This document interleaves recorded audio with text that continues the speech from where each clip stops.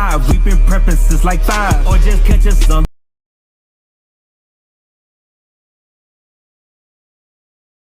You'll find it a real surprise. Cause it's real spill, real deal. Knock out Holyfield. There's no kill bill. Get real, we really on the field. Blood, sweat, and tears steady spill as we make the real. And no blocking shots, we always hot like Harden with the steel. Hey, Phil, the marshmallows still gonna swell up, right? We still talking about these marshmallows? We still talking about it. Come on, man. I'm not trying to hear that no more. We gonna hear about it. We're not. Yeah, I don't think so. Yeah, all right. Yeah, okay. Hey guys, settle down. Let's save it for the show. It's about to get real.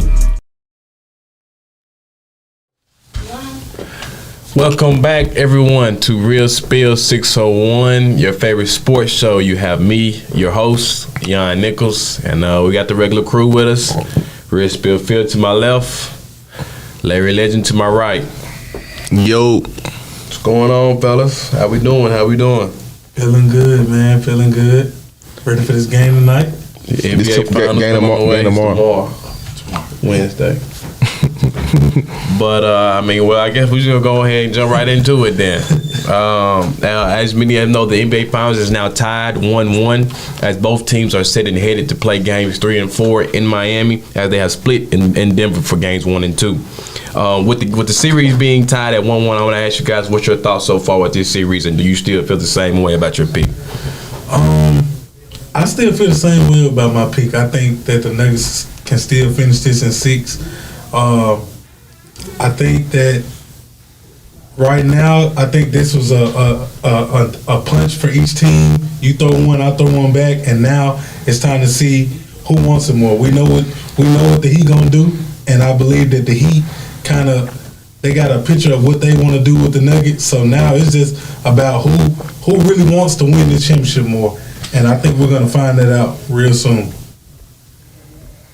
Well, I ain't gonna lie. I'm still standing on my pick in Heat in 6, but the Heat they almost went down 0-2, but they maintained the lead and big shots at the end and great defense really in the last seconds on stopping Jamal Murray from making that 3-point bucket at the end. But I feel like the Heat gonna have the momentum going into Miami. Now Denver got to try to still win in Miami, and to make this a series. So, like I told y'all last week, I don't really care about Game 1. Game 3 gonna be the deciding factor on how this series gonna go. And we get Game 3 tomorrow in Miami, and this gonna dictate how the series gonna shift in which team favor. And like I said, I'm still standing on Miami winning in 6. Miami got to come out the gate hot like they did in Game 2 and keep maintaining the lead and don't put their foot on the brakes. I feel like they're gonna have the momentum. The stars gonna be out in Miami, and Miami gonna probably wear white. They're gonna white it out like in your favor. They're gonna white it out. So Tyler Hero might come back. If they're gonna mess up the rotation or make the rotation better, I don't know. It's gonna be interesting to see tomorrow on how this series gonna pan out and switch in whoever team's favor. But like I said, I still got the Heat in 6. I still am pretty confident with Heat in 6, especially after this Game 2 win. I saw that we made a couple of key adjustments when it came to our defensive packages and when it came to playing the Nuggets. First and foremost, I do feel like a lot of people are saying that Game 3 is important. I do feel like Game 3 is very important, but I don't think we really need Game 3 to win it. Because at the end of the day, with us, I don't think people understand the importance of us splitting in Denver and the reason why we now have the advantage moving forward. The series now is the best of 5 with us having home court advantage. They only have 2 more games in Denver, and it's 3 games in Miami. That's what it is. It's the best of 5 for the Heat now having home court advantage. But I feel like still they should stole 2 in Denver though. No, I don't think that. At the end of the day, the Denver Nuggets were undefeated coming to the NBA Finals at home with no losses and that high altitude, and we got one out off of them.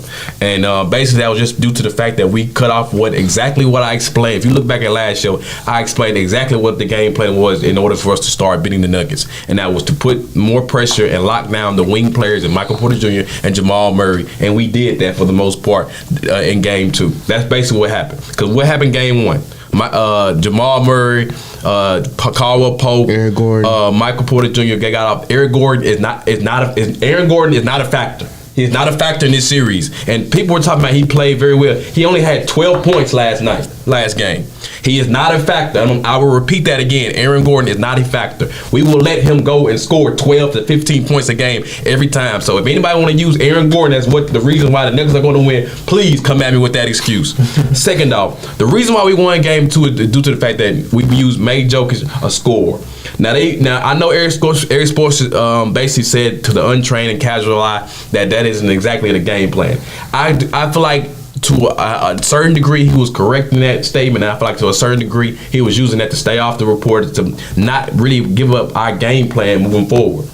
Our game plan moving forward, and I guarantee you, is going to be continuing to lock up the wings. If you understand the reason why we put Kevin Love into the starting lineup is due to the fact we were able to actually now match guys body for body.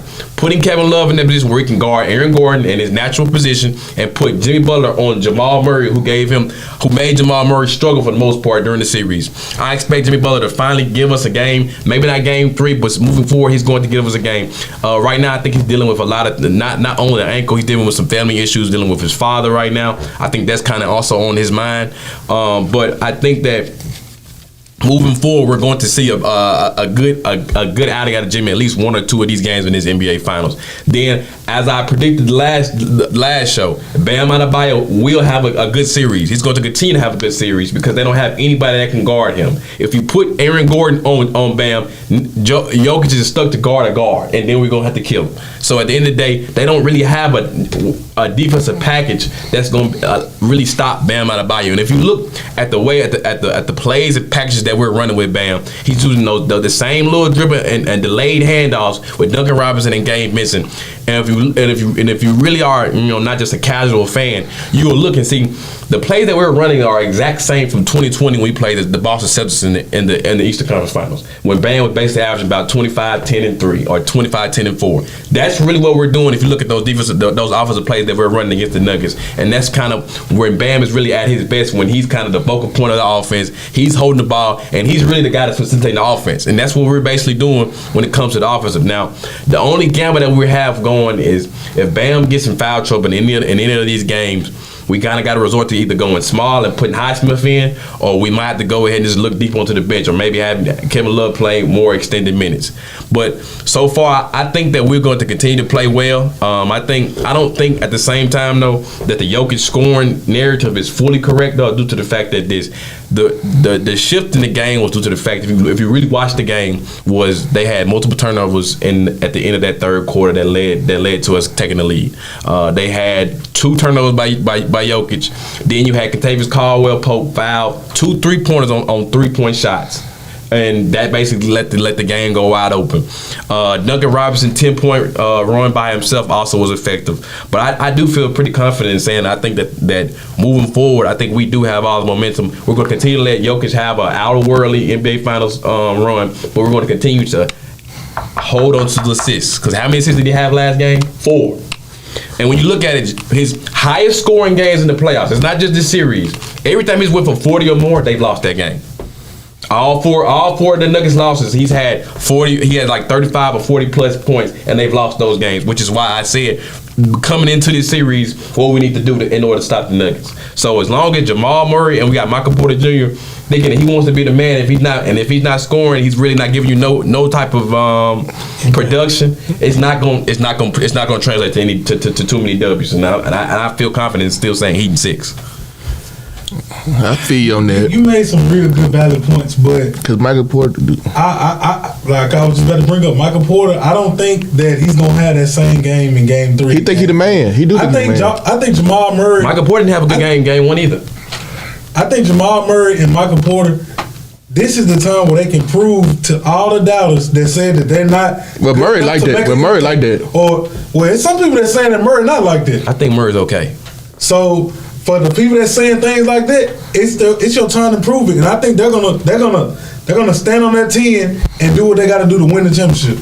But so I understand you giving out basically just words of encouragement. You're not giving anything in any form or facet of any evidence proving that you're showing that the Nuggets are going to win. Jamal had one bad game. He had one bad game last series. I'm just feeling. What was the difference between the defenses when we played? Well, you don't think there was no difference? That there were no adjustments made games 1 and games 2? Both of the bad games that he had, there was the same amount of scoring.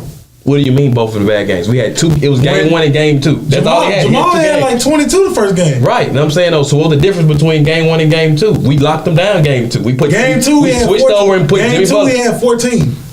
So if Jamal Murray, I've been saying that if Jamal Murray doesn't have 20 plus, then it's gonna be a bad game for the Nuggets anyway. Okay. So and I also said that if Joker doesn't average a triple double, then they're not winning either.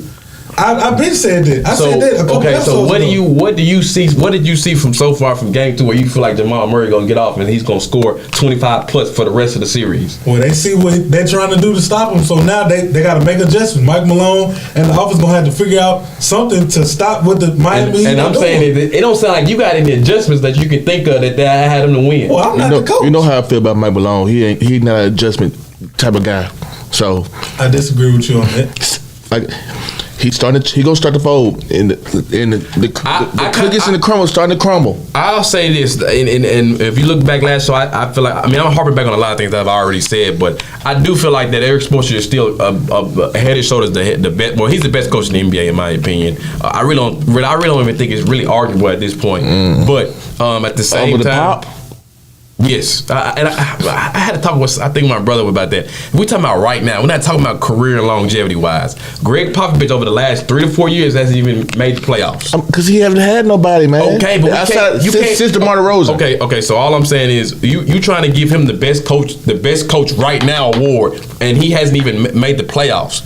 We understand what he's capable of when you give him tools, but right now so far he hasn't showed us anything. And even if that was the case, we've seen certain coaches when they barely had nothing and they made 8 to 7 seeds. We've seen Doc Rivers with the Clippers team before they had Kawhi Leonard and Paul George make the playoffs and give the Golden State Warriors a 6-game series run. We've seen that out of coaches. You say Eric is out coaching Steve Kerr? Are you saying that? Yes, I say right now, and I say right now he's the best coach. He's the best coach in the NBA. What form do you not see? We've seen outside this series this year. Steve Kerr, every time he got to the playoffs, he led them to the finals, and they won the finals. Outside this year, and then they won the championship last year. What they do the year before that? They didn't go to the playoffs. It was a COVID year. I know they lost. I know that 1 year they lost when they ain't had nobody but Steph Curry running the team. And Memphis beat them and knocked them out. Yeah, but last year they won the finals. And that's it. I mean, all I'm saying is when you give Steve Kerr mediocre talent, we've seen he's in the play-in and they're fighting to get in. That's what happens when they have a medium type team. We've seen. I don't see Steve Kerr coaching this squad that we have currently constructed on the Miami Heat and going to the NBA Finals and making 3 Eastern Conference Finals runs. But that's a whole other topic. I'm talking about who's the best coach. But at the end of that, I do feel like that Eric Spoelstra is the best coach. But I do think Mike Malone is a good coach. But I do still see that. I feel like what I was want to see is how big of a difference is going to be when it comes to how big is that gap between Spo and Mike Malone. And I think right now I still feel like it's not too far. Depending on how Game 3s and Game 4 goes, we'll see. Obviously, Mike Malone is working with more talent, if you would say that, when it comes to the Denver Nuggets, with them having multiple quote unquote big round draft picks and some guys. I mean, Jokic was like the 42nd round, 41st second picking in draft. But you got Aaron Gordon, Michael Porter, those guys, Jamal Murray, all those guys were just about lottery picks. But I think that's going to be kind of really the biggest discrepancy in this series is when it comes to coaching. And as Phil has not alluded to, I don't see any really forms of adjustment. It's just the only thing he can probably make them do is play hard. That's the only thing that you can maybe see. I don't see any adjustments in which they can where they switch, unless they switch, make some real switches onto the starting lineup and where they find a way where they can get some mismatches. Because I don't see that right now. I think the way that we have it set up is right where we want them. Well, we're going to have to wait and see, man. Tomorrow, Game 3. So we'll find out then. Wait and see. We'll wait and see. So Game 3 is tomorrow on Wednesday. We will see who will be the victor. After the break, we'll be talking about Ja Morant and his suspension.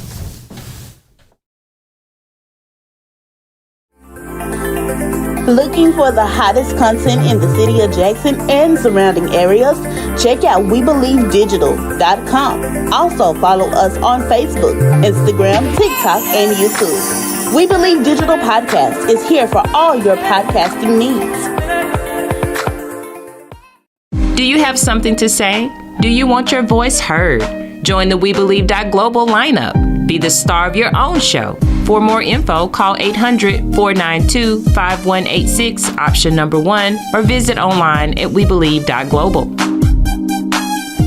The Mississippi Link is an African-American female-owned newspaper with a trusted voice that is highly respected throughout the city, state, and nation. Our motto, Keepers of the Knowledge for People Who Speak the Truth, since 1993. Link significantly influences the thoughts, attitudes, and buying decisions of its readers.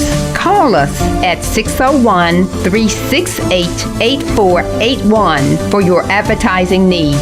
If you would like to receive a newspaper in the mail each week, our annual subscription is only $52 per year. That is only $1 per week for you to stay informed regarding many stories that you can only get in the Mississippi Link. Sign up today at themississippilink.com and click on Home Delivery. Welcome back, everyone. Staying with the NBA, the commissioner, Adam Silver, gave out a statement in a press conference before the NBA Finals, stating that Ja Morant's suspension will be announced after the NBA Finals to keep the attention from not taking away from the two teams that are in the NBA Finals. Ja Morant is currently not available to come to Memphis facilities due to the fact of once again showing a firearm on Instagram Live. This comes after 2 months of before doing the exact same thing basically, but it was on his IG Live. I want to ask you guys, what do you think will be a suffice suspension for Ja Morant? I'm still staying on at most 25 to 30 games. At most 30, but in the 25 to game range.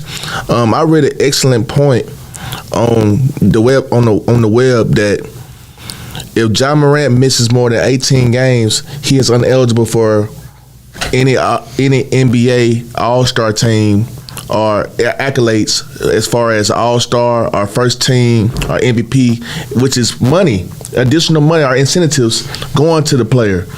So I feel like if they give him 17 games, because last suspension it was 8 games plus the Memphis, that was 18, but that was for the league only gave him 8, so he was okay, and that was on the second half.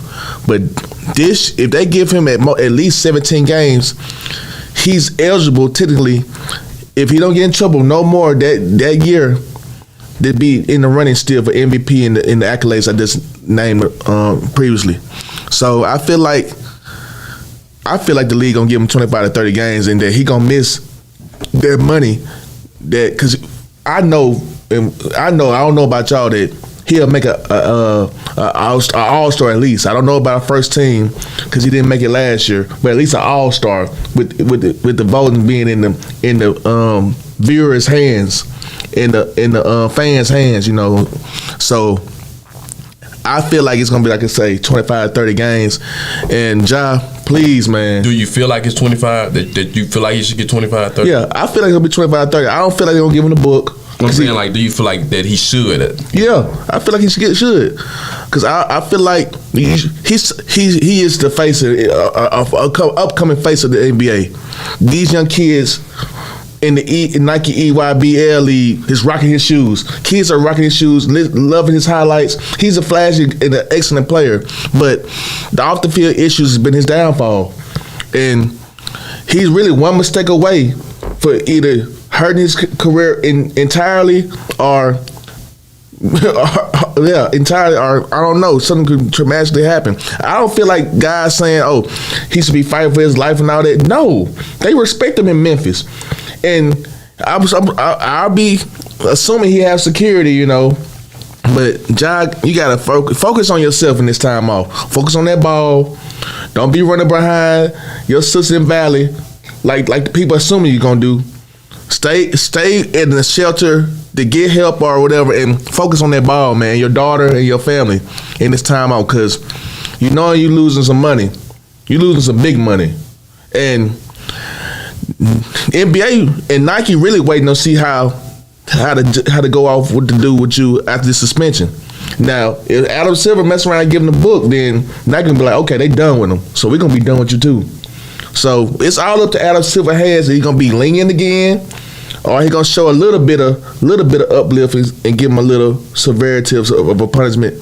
But like I said, I feel like it's 25 to 30 games, man. And when you bounce back, man. Be the job that everybody known you to be when you was a rookie or in your second year in the league. When you just focus on that ball and not thinking you young boy at the NBA. Oh, man. Well, I can tell you this. I don't think that they're going to suspend him for 25 to 30 games. I think with this second incident with Ja Morant, he already knew that this was a one-time thing. We told you, like, you can't do this. You're representing the NBA, plus you represent companies outside of the NBA that's making you millions of dollars.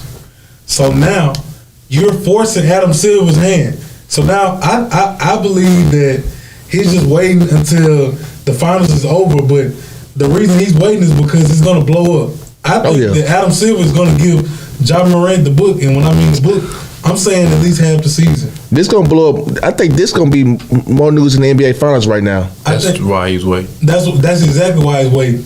And because if it would have been a 25 or 30 game suspension, I think he would have did it now. I can see you. I can see you on that. Him waiting is all they're saying is you need to prepare yourself. But then what's gonna happen? So do you feel like he should get half the season? I feel like half the season is going to do. But look, I think it should do. If Adam give him half a season, I agree with Adam Silver giving him 50, just off the simple fact that first time they let you slide. Mm-hmm. You brought that gun into the Denver Nuggets arena. Mm-hmm. That was the first incident. Then you got caught on live. Mm-hmm. That was the second incident.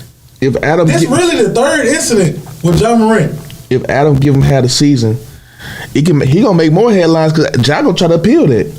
I mean, I don't feel like I don't think they're gonna get. He's not gonna get the appeal though. He's gonna have to do that at 50. Only if Adam say no appeal. But if he can appeal, he gonna try to appeal. Whatever the suspension is, I mean, I think whatever the suspension is, I mean, I don't think they're regardless of the appeal. I feel like Ja already know. I was listening to Jaren Jackson and Paul George's podcast yesterday, and they had Jaren Jackson on there. I feel like the team, they already know, and he just said Jaren Jackson just being real. Said I'm gonna ride with my brother, and they gonna hold it down until you get back. I feel like everybody already know the punishment. Yeah, and he was in context, but he wasn't really in depth. He tried to keep it anonymous, but I feel like it ain't that bad though. When I was hearing out of Jaren Jackson's mouth though.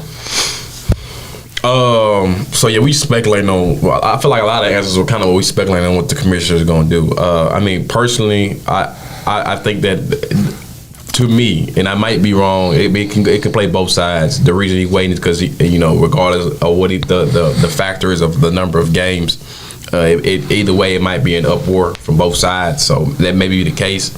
But I kind of lean toward the side that the reason why he's waiting is because it's going to be a big time suspension. But what I feel like the suspension should be is no less than 40 games. I think it should be no less than 40 games. And Lace, I know you're leaning towards 25, 30, so I need you to when I point these out, if you see something that you can refute it for me. So Field listed that there were two. I don't know. You said 2 or 3 issues. Three incidents. That ain't it. Yeah, like 5. So in 2022, he threatened a Memphis Mall security guard with a gun back in 2022.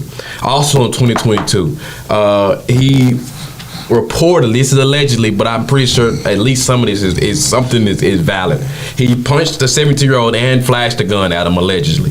Then in January 29th, him and some of his crew pointed lasers at the Pacers team bus. Then in March 4th, he showed a gun on IG Live, and then 2 months later, he showed a gun again on IG Live. So that's 5 incidents right there. Involving a gun. That's 5 incidents, and well, about 3 or 4, really 4 of them, 4 of them for sure are involving a gun. I don't care what nobody says about that Pacers incident. That's a gun. Nobody keeps no laser pointers on them just to have no laser pens. The laser pointers are connected to a gun. That's what that is. And I think really that was swept away, in my opinion. So let's really sit back and look at this though. The reason I feel like it should be 40 games is because of the fact of how this was handled the last time.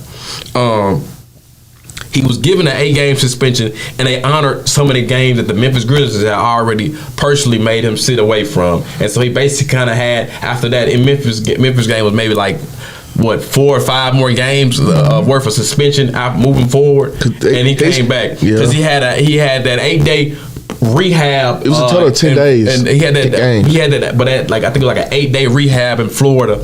And I know a lot of reporters said they don't want to speculate on if he was actually rehabbing. But I'm not gonna speculate. I'm gonna say what I think he did. I don't think there was no rehab in Florida. I think what he did was went over there to Florida, chilled with his homeboys, waited till they died down, and came back. Because obviously it looked like nothing was changed. They played Miami Heat. They played Miami that day, and they played Orlando. So it was in Florida. I don't think nothing. There was no rehab, and I'm gonna stand on that. I don't think there was no rehab. I don't think it's. I'm not speculating nothing. I stand on. I don't think it was no rehab.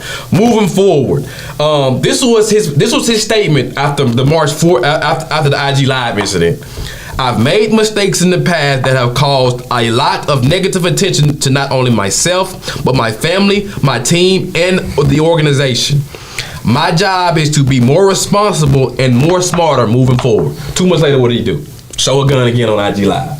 So these were his statements for. He knew what he did, and he knew that it negatively affected his team and the NBA. So the purpose is, and see, what I saw a lot on Instagram and a lot of things, and I don't know if you may still feel the same way, is, he didn't do anything illegal.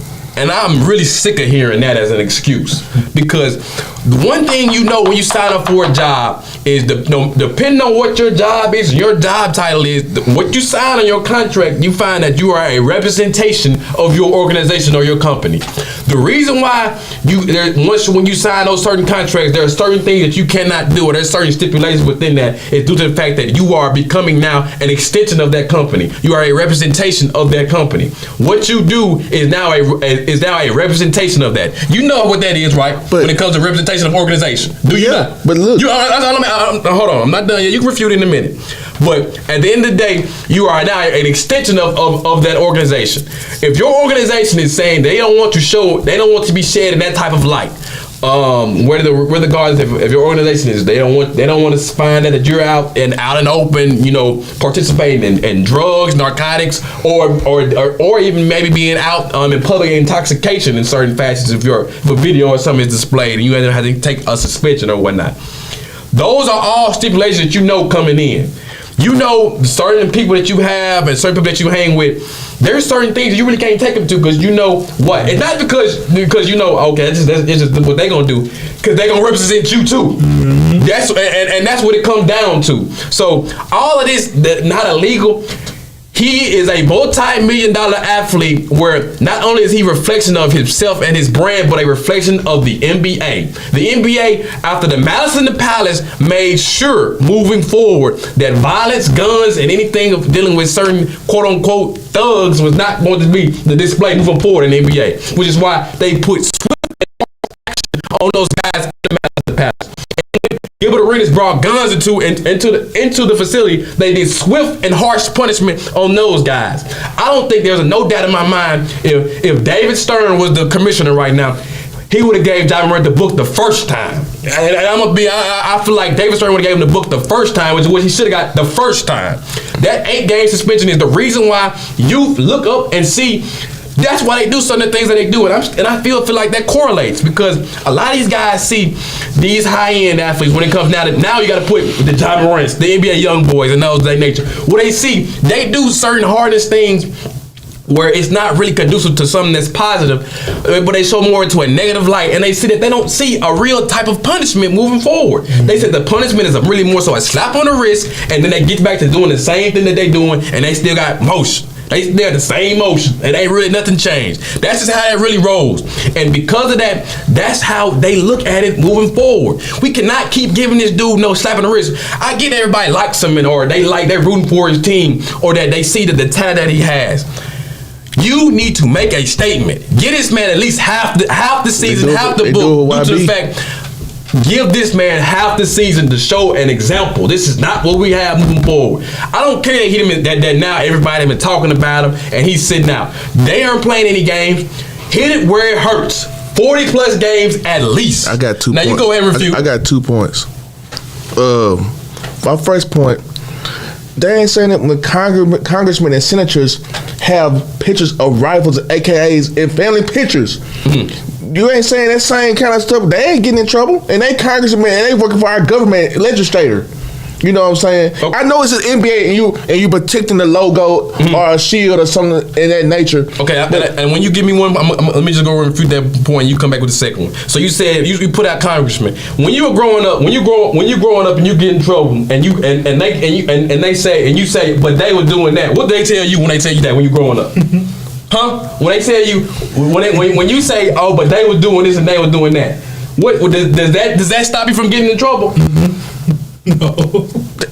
I'm asking a question. No, I'm asking a question. What are you trying to say? I'm asking a question. When you are, I'm talking about, and I'm bringing this back to grade school. Right. When you were young and you get in trouble and you say, "Oh, but Phil was doing this and this and that." Does that got nothing to do with it, though, bro? No, what you mean it don't got nothing to do with it? You saying because certain people have certain pictures or certain affiliations that they not blowing up like it is with John Morant, though. I don't care about them, no. This is not about them. So if this was a conversation about them, we can have that conversation. Right. But the problem is we're always trying to point blame on what everybody else doing, and that's why we should give somebody else a light punishment. That shouldn't be how it fly. Hold yourself accountable. He should show some accountability himself and sit out for half the season. But at the end of the day, I don't think we need to keep looking at finding other platforms where guys aren't getting in trouble, so we should help him so he won't get in much trouble. No, wrong is wrong. Don't get me wrong. They both wrong, but okay, still. So if wrong is wrong, I don't feel like we should matter. I don't feel like that really matters. You basically gave me a concept of if Johnny is doing it and then Sally no penalization. So why? Because you in the shield, we ain't getting penalized. If I'm pointing at Sally because ain't nobody really looking at Sally right now, and I'm pointing at her. That don't change me from still getting in trouble. Right. If we siblings and my parents see me doing something, and I'm saying Phil, he didn't get caught. That still ain't gonna get me from stopping me from getting my butt whooped. Right. They still gonna whoop my butt. Right. That doesn't change anything. Now go on to your next point. I really forgot my second point because I was so hit up with this first point. So, if it come back to me, it will. I forgot that second point. At the end of the day, there's no points. There's no refuting this. There's no points in refute why we should keep giving this young man light sentences and slaps on the wrist. I don't care nothing about the All-Stars and the All-NBAs. 25, 30 games still puts him in a position to where he can play 50 plus games in the season, in which most stars play up 50 around that amount of games now in the season anyway. That doesn't really change anything. If anything, that gives him a chance to still help his team push himself into the playoffs while being more healthier than most of the players coming in, because he's had at least a 25, 35 game hiatus. That 50 game gonna be I think 40 at least 40 plus games he comes in half of the season. If the team has played well, so be it. But the team is struggling and they 500 coming in, that's his fault. Make sure that it not only because this goes beyond John Morant. This goes into the Memphis Grizzlies organization. That after the first time, they should have had this guy on 24-hour clock, on around 24-hour clock watching him at the end of the day. When it came to the Cowboys and Dez Bryant, if you look back at it, Jerry Jones hired a guy to be around Dez Bryant after his couple of incidents to move with him 24 hours. That's what you do. That's called what we call protecting your investment. That's what that's called, protecting your investment. And see, the Memphis Grizzlies apparently did not have the veteran presence nor the organizational leadership to put a cap on this young man to find a way to keep him from concealing himself and putting hurt upon himself, self-harm over himself once again. And I just don't feel like we should find a way to give him the ease. I just feel like 25 to 30 games, this is just what I feel like. I'm not finna keep speculating on what the commissioner's gonna give him. I just feel like 25 to 30, 35 games, and what a lot of people are saying is just a slap on the wrist deal. It's a slap on the I don't think that this is the. I don't think that's the way out. I just don't. I just don't think that's the way out. You gotta, and it's not just a sending message to John Morant. This is not just a sending. It's a sending message to around the league. I don't think that this 25, 35 games. 25, that's not 30, enough. 25, that's 30, not enough. Saying around the league is, okay, if we do this, we gonna get the same thing. They might go even wilder. Whatever punishment Ja Morant get, it probably do some good because they're telling Memphis all you gotta do is get in the playoffs. He'll be at best the healthy 100% you can get, and they can make a real push and go into the playoff season. All you gotta do is just make it there, no matter what seed. The game suspension then. But like I said, I don't see it though. Man, Adam Silver ain't finna let the NBA lose all that money. Yeah, he even do all that. Y'all know that. No. What? Don't do that because there's a lot of other. He's must watch TV. We're not man, just if you look at the ratings and stuff, man, okay. What you mean though? He's much watch TV though. But when you say that though, you got to think about it. He plays in a small market city. First off, let's go ahead and because we got to stop using that as the crutch. He's not playing. Yes, he bring revenue to the NBA, but he ain't the head honcho when it comes to bringing revenue in the NBA. They got plenty of other guys. LeBron James is still playing. He's still you got LeBron, you got KD, you got Ja. No. You still got guys like LeBron James, Steph Curry, Luka Doncic. Now you got the Nuggets showing up. The Heat are not showing up with key core guys now. We know the Sixers are going to bring a draw. There's multiple draws in the NBA. Ja Morant ain't the lead honcho when it comes to bringing revenue into the NBA. Yes, he's box office. Yes, he's an addition. But just because they might be losing a little money from a small market Memphis, that's not when you go to the big market arenas, you know they come to see Ja. That one opportunity to go see the Grizzlies play. If you're on Eastern Conference team, he gonna sell it out. I'm talking about away teams, but yes. Okay, so let's look at they go to our Memphis. Yeah, I got you. But okay, hear me out though. With all those teams, name me how many teams though don't really have a guy that's really just box office though when we come to either side though. What you mean? What guy don't really have what teams really don't have a draw? Orlando Wizards. Orlando. Paulo Banchero. And man, ain't nobody seeing Orlando right now. No, chill. You got Orlando. You got Detroit. You got Detroit. Rookie of the year. Okay. Ain't nobody going to see your boy from Duke. Not right now. Everybody in Orlando. He's not putting seats. He's not putting butts in the seats. We gonna keep it a buck. They not putting all that name. I'll give you Orlando. I know that Detroit got a young core. Ain't nobody coming to watch Detroit play. That's two. Utah. I know. What Suns they got in Utah outside the guy that just made All-Star? He overseas fighting for his country right now. They ain't putting butts in the seats. That's three. That's three. 3 out of 32. And I gave you those three because some of them I can refute. Keep going. I can say Charlotte. Man, LaMelo Ball stay hurt. No. He stay hurt. Right yes. No. Dude, and Michael Jordan comes to the game every day we can see him. And they finna sign Brandon Miller. Keep going. Who? They finna sign Brandon Miller. Keep going. Okay. I hate to say this too. You never know with Damian Lillard. Is he gonna be healthy or not? Healthy or not, he didn't get hurt last year. I'm just keeping the buck. If he ain't playing, they not putting butts in the seat. Okay, so that's five teams out of 32. Thunder. You can say the Thunder too. No. Don't even do that. Don't do that. No. Brooklyn Nets. Are you serious? Same. Brooklyn Nets. That's not the same, bro. I'll give you Brooklyn. Toronto Raptors. Same thing. No. Yes. No. If it's the outside Toronto, when Toronto come to the only way that they blow it up. When Toronto come to the United States. Honestly, bro, it's really only about three to four teams that really just don't have somebody that really can. Indiana Pacers. Indiana Pacers, Young. He just said the Thunder don't have nobody. He just said the Thunder don't have nobody. That's incorrect. Because then Chet finna come back. They're not putting butts in the seats, man. Oklahoma, they're going to come out the Chesapeake Arena. They're going to come out the San Antonio Spurs, not putting butts in the seats. Houston Rockets, not putting butts in the seats. Okay, see, that's how you ain't watching basketball. I'm keeping the ball. No, what started they have? Wemby, what you talking about? They finna get him. We talking about last year. We're not talking about last year. We're not talking about last year. We're talking about this upcoming year. We're talking about right now. This upcoming year, Wemby is going to be maybe top 5 draws in the NBA moving forward. Okay. Literally. Okay. That's literally what that right there kind of already refutes that conversation. Okay, but at the end of the day, though, you really pushing, you really grabbing at straws right now. I'm not. There's no head. Ja ain't the head hunter when it comes to revenue in the NBA. He's not. We know that. And they can live without him not playing in the NBA when they can still make some money. They're not gonna be hurting over that. They're not gonna lose no sleep at all. Just because small market Memphis ain't seeing people come in the seat. They're not losing no sleep. That ain't gonna change anything. They still gonna pack it out in the ground. Okay, and if they do, then that's good for the NBA. That's good for them. So at the end of the day, that revenue be crap. That ain't it. That ain't getting it. That ain't gonna cut it. At the end of the day, there are no excuses. There are no crutches. There are no hindrances when it comes to there being anything less than 40 games to me when it comes to John Moran and the suspension. I don't see why we keep enabling him and finding ways to give him excuses.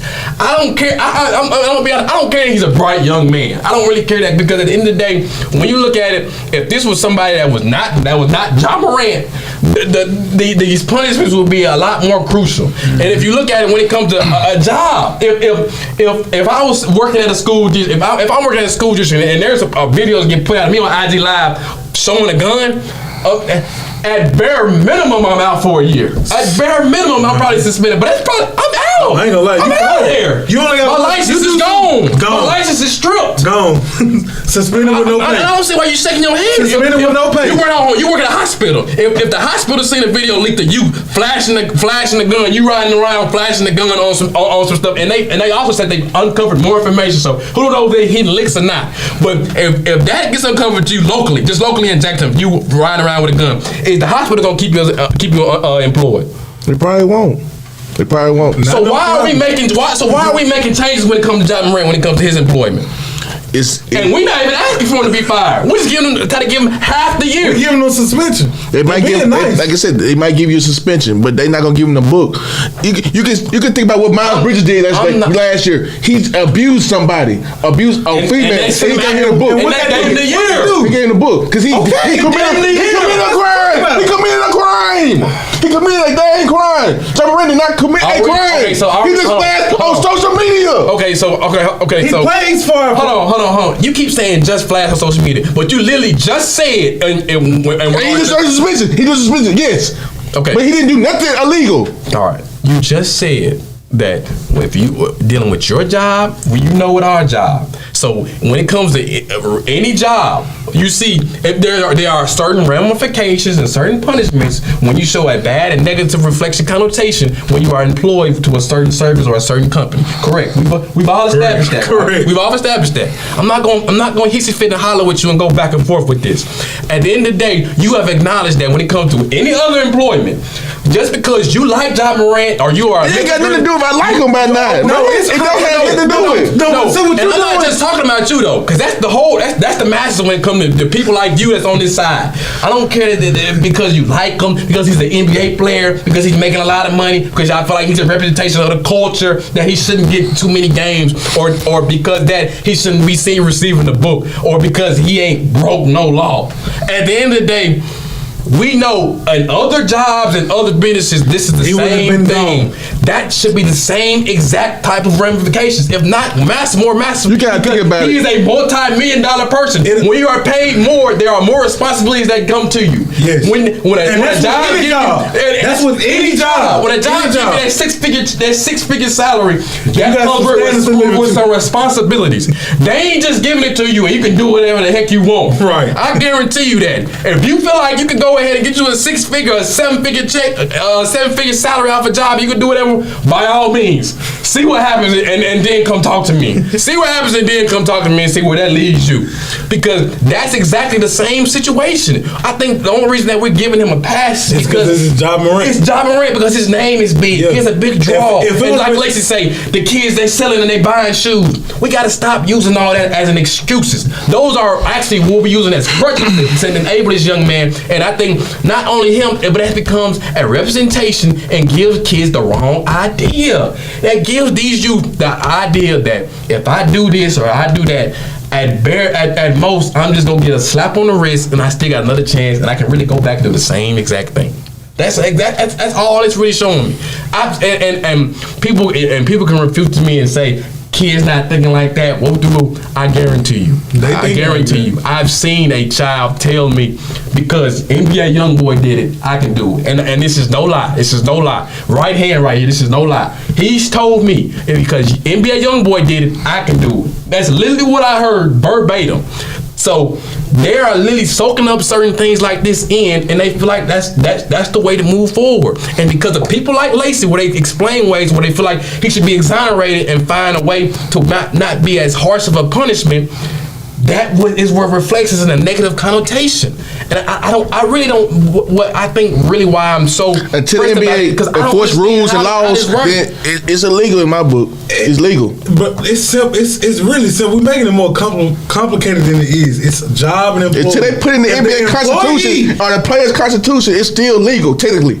All you're gonna do is get punishment. It shouldn't be severe, or it has no suspension title like range or suspension of you committing that kind of incident. Okay, so listen. It's not in the institution at all. I mean, of course they have bargaining agreement and stuff like that. Yeah, I'm gonna close it out. I'm gonna close it out to this. But look, you just said that it's not in the contract. So when you signed your contract for your job, they say that if they catch you on IG Live riding around soliciting, showing guns and soliciting certain things, that they will fire you on your contract. I didn't have a social media contract. My other job I did. Asking a question. So if somehow you were into something where you around and you toting the gun and it blows up on social and localized, it becomes. If I have that brand on my chest, I can see that. If I had that brand, something around my chest, I'm employee and around my chest. I'm gonna go ahead and let you know now. It don't matter if you really should know this already. That's what I'm saying. You know when you get in trouble, the organization that you represent gets included into your name regardless. It don't matter. Right. You got on a shirt. You should know that at all people. You should know that at all people. That the representation of your organization comes with you no matter what. So at the end of the day, though, answer the question. If you get put on blast when localized, it look like you've been riding around toting guns and representation of violence, is your job gonna keep you? They shouldn't. They probably wouldn't. All right, there you go. I'm not gonna go back and forth. You got the right to talk in the appeal too. Yeah. Okay. Cool. After the segment, we got it again. HBCU SWAC. We'll see you after the break.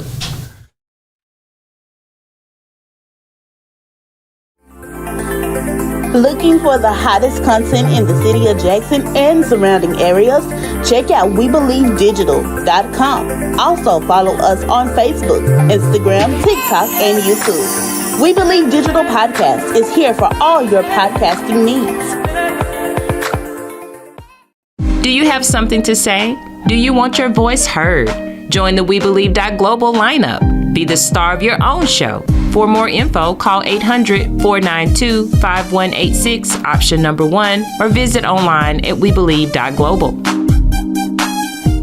Advertise on WeBelieve.global, a brand new digital media platform. Share your brand with our audience on our many global live stream TV broadcasts and over the radio. For more info, visit WeBelieve.global or call 800-492-5186, option 1. Welcome back, everybody. You know what it is, HBCU SWAC. Let's get it. As NFL OTAs begin to wind down and training camps are starting to begin, a lot of HBCU prospects have already been released from their respective teams that they either draft or sign them as undrafted free agents. As this has become the usual case when it comes to a plethora of HBCU prospects that get put on during the beginning of the offseason for NFL, I want to ask you guys, do you feel that HBCU prospects get a fair shot when it comes to the NFL? Do I feel that they get a fair shot? Honestly, I think they get the fair shot because you get a chance to go to the OTAs. OTAs for most guys is their only spot. Now, if they give you a chance to come in and practice during OTAs, you got to make the most of that. They're not going to just hand you saying that, okay, you're invited to come to training camp. You have to earn that. So, and that doesn't just go as far as HBCU. That goes with anybody because you not only have HBCU guys going to OTAs, you got undrafted guys that didn't go to HBCU. It's players all over that's coming to this. So, they going to give you an opportunity. It's just about what you make of. Now, as far as HBCU players trying to play at that next level, I don't think they get a fair shot in that aspect just off the simple fact that it's already so hard for these guys to get to a training camp. And then you got to think about where you coming from and what they already got. So you got to work 20 times harder than that just to get to the playing field. Right. So, with that being said, it's a fair shot in one way, but in another way, you can make it seem to where they're getting did dirty. But in all honesty, it's a business with the NFL. Everybody's not going to be able to make it to the NFL, and that's with anybody at any college. If you good, they're going to look at you and they might invite you to the camp. But after that, you got to show us why we invited you. Why did we give you a chance? And if you don't show me why I should sign you to the training camp, then I'm not gonna sign you. It's just as simple as that. Because at the end of the day, it's professional. We're gonna pay you to help us win games. And if we don't feel that, then I'm sorry, we gotta let you go. I feel like they do give you a fair shot. Since prime time came and had his little stunt, and Hugh Jackson's still there, and Eddie George still there. I feel like they still make it an opportunity for HBCU athletes to have a fair shot. They have an HBCU combine. They have an HBCU game in New Orleans every year after the season. They also have teams come to their spring games and spring training and come during the season of their own NFL season to come watch them play and scout them in practice and ask about certain particular players. Mm-hmm. It's about what you do with it. When you get these opportunities, or if you get invited, what's your stats looking like in the regular season? What are you testing on? If you got pool test, a pool 40, a pool vertical, a pool shuttle, then what are they looking at? Mm. Like, you getting the same conditions you get in a bigger school, but they with the extra mile. Then you got a whole combine just for yourself. And if you do good in that combine, heck, some people even get the HBCU combine and the NFL combine. If your test pool, that's on you. Right. If your test pool, if your stats ain't looking apart and they already got you as one of the top HBCU players, they already kind of give you a leap upon other HBCU guys because they say you on the radar. So they already say, oh, you do a decent amount, you can get invited to the HBCU game or the combine, and you still got the Senior Bowl. I still see guys go. It's on you to test well. It's on you to get your stats up, to get seen.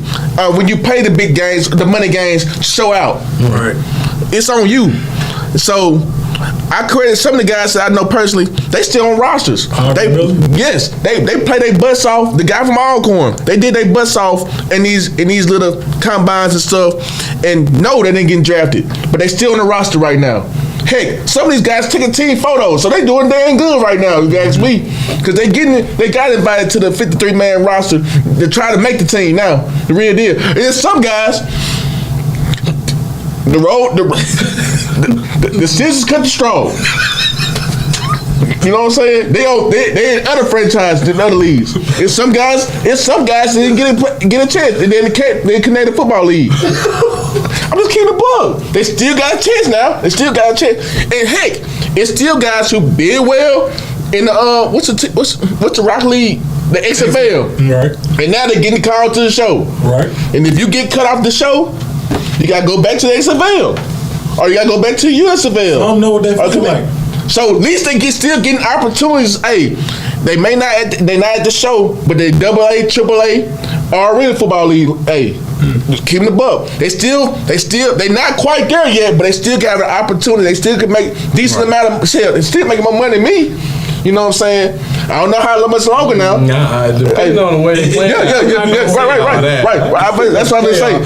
I don't know how much longer they will, but shoot, they still got opportunity to still get seen. They can still improve their tape. Cause heck, I done seen a guy ball their butt out Canadian Football League, and now they playing for the Falcons. They earned the spot for the Falcons. Earned it. So he earned it. At least you still have these levels.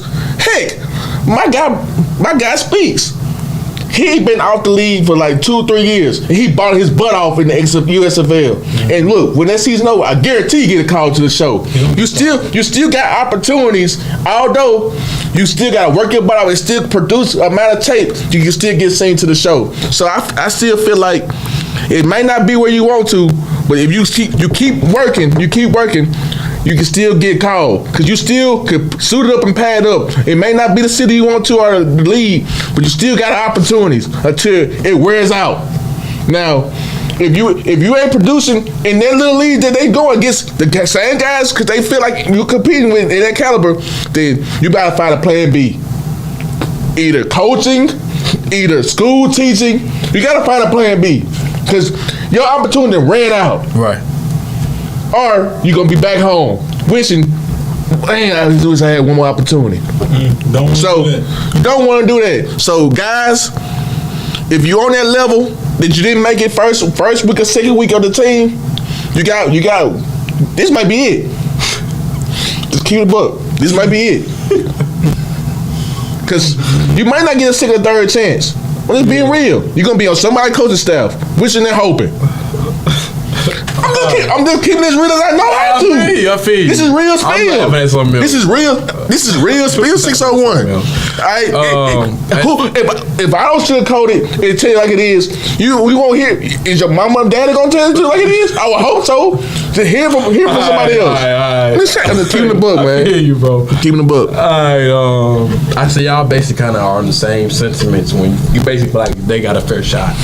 I feel like I'm on the fence with this. I feel like first off, life is not fair in any form or fashion. It don't matter if we talking about sports or anything. I do feel like sports do correlate when it comes to a lot of life lessons. Right. But I'm on the fence with this. I do feel like in some sides they are given a fair chance, and in some sides they're not. But at the same time, you can kind of look back at it. So. We know really most of these HBCU prospects, they're not even getting drafted. They're not even looked at on the draft board. A lot of these guys, even if they've played ridiculously well, the contract's so trash. They still get the undrafted pickup, and they basically fighting for their spot for really.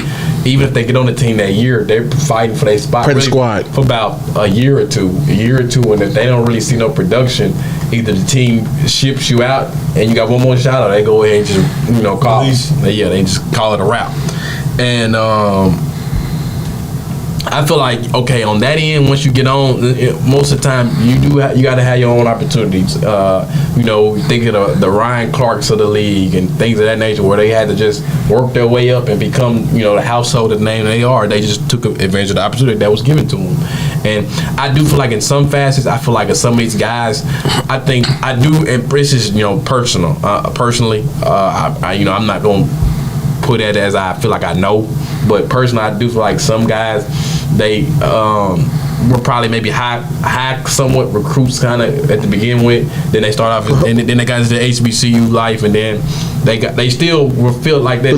They kind of still feel like they were cold because maybe their HBCU school did good and everything, and so they feel like they still should be held to a certain standard that they cold, but. You can't come in there with that mindset of the NFL. I mean, everybody. I just feel like I really feel like I think it's even past the NBA when it comes to the NFL. I think it's really grind to go home. But young feel if you come in with not a non-humble mindset, especially coming in as an undrafted or a round 6 pick. I personally I don't think you. But young feel what you don't know is the guys who get undrafted, they get a choice. If so many, for instance, if 3 teams call you, you get a choice. It's even better. You get a choice to pick what camp you want to go to. And if you pick the wrong camp that don't fit you, and you feel like you do all right, they can let you go. So it ain't all about the team. Heck, if a sorry team, if you feel like you gotta go with best fit you, if you're undrafted, if you get so many options. I disagree with that. I think you should go whatever opportunity you can get. Opportunity you get. But some guys fortunate to get more than one opportunity outside of one. You can't be picky. Don't be picky. Wherever you go at the end of the day, you still gotta earn your spot. Right. You're undrafted and you're unsigned. This ain't college or nothing like that. Exactly. You still gotta get signed to that contract. It's right. But I'm saying, some guys might have more than one opportunity. If one team got you better take it. At the end of the day, it don't matter how many opportunities. Yeah, you gotta get it. But you gotta choose the best one. No. At the end of the day, if you don't sign that contract saying that you playing for at least a year, guess what? Your job is a liability. They can let you go even that contract. That contract is liability. No, you right. If it ain't guaranteed, sign on that line ain't done. Man, I done read some of these guys' contracts. It say 3 years, might be 2.9 million, 3 million, and they're gonna get guaranteed 110,000 or 100,000. That's all they get. That million ain't guaranteed. Right. But as far as it go though, I do feel like that. In certain lights, I still feel like they've given us the HBCU platform somewhat to kind of I feel like it's still kind of a dog and pony show. I mean, they did a whole HBCU combine and yet still not one HBCU player. Right. Player got drafted. So was the level? Well, you say one Bowden. Was the talent level that trash? I just don't. I just kind of find that. I still find that hard to believe though that it was that trash. Now, where you don't draft someone. But I will say this though. I do feel like. Yes, on that end, they do get shit on the hard light. But I feel like certain ways to kind of stop that is on these money games, don't lay down. Don't lay down and just take it. Right. Win. Coaches included, though, because that I don't think these schools, institutions understand it. Well, they may understand it or they may not even care. But those games matter for these players. You can't just come in and just say we're gonna roll over, lay down, and let us beat the mess out of us. That's not. You got to go ahead and when you play those, when you playing those big games, you already traveling so far. Honestly, screw the HBCU games, the homecomings and all that. The money games are the games you need to be balling out on. You playing for your career. The money games is where they can see where it's not even the TV. It's just that they know that when you playing against someone a talent level they feel like which is more so comparable to the NFL, you're actually seen as contemporary and equal to those other players on that separate institution that they deem is bigger or has more talent. If you perform well on those stages, I feel like that can kind of start shedding more light when we start actually upsetting some of these bigger institutions and making these money games really obsolete and more so it's even Steven, we just coming to play. I feel like that's gonna kind of more so reciprocate to getting that light kind of shown better on HBCU prospects and HBCU players. I do feel like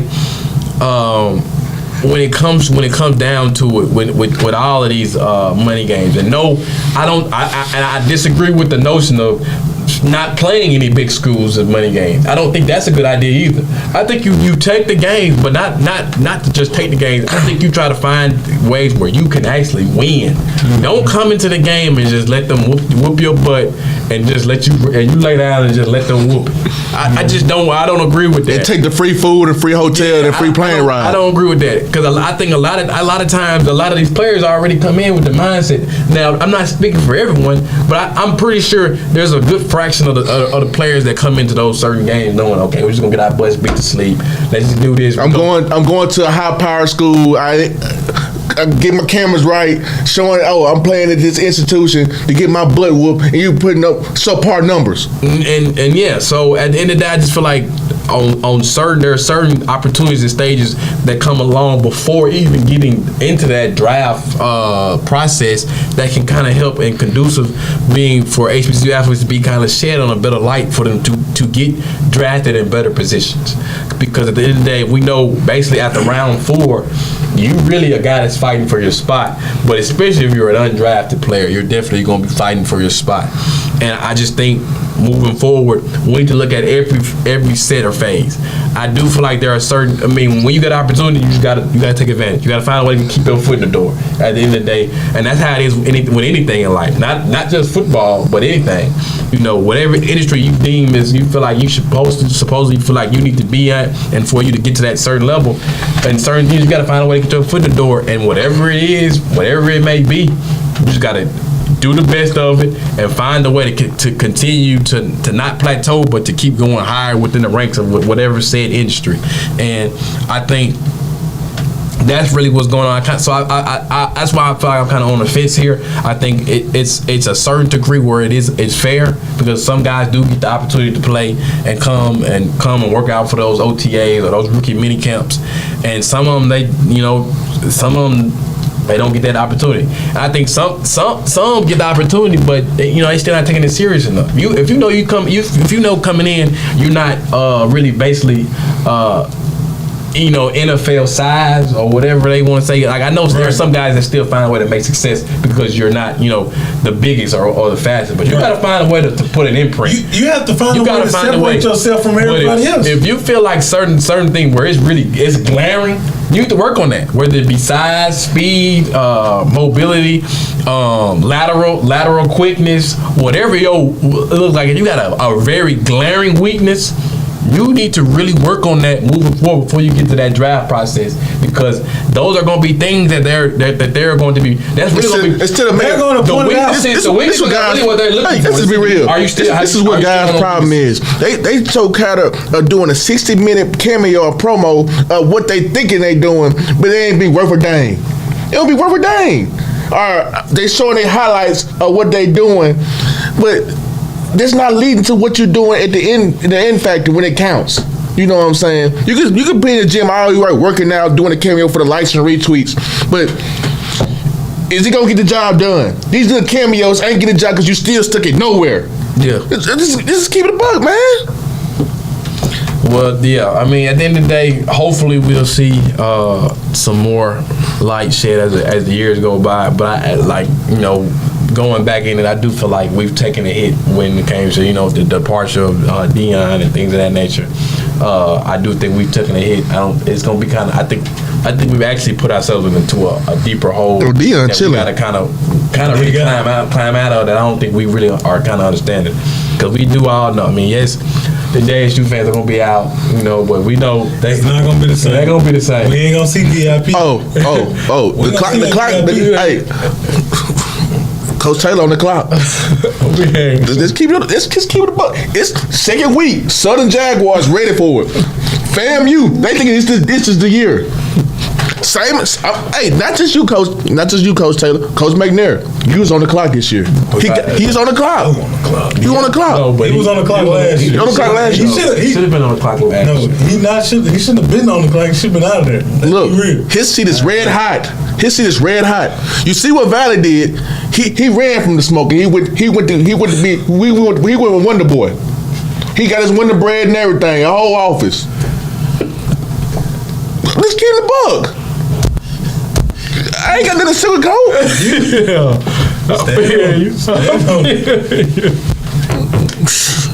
I just keep it real. Oh man. He ran from the turmoils that happened in the Delta. Yeah. Now he's sitting good eating steaks and lobster. Living a good life. For the pay cut. Sucker.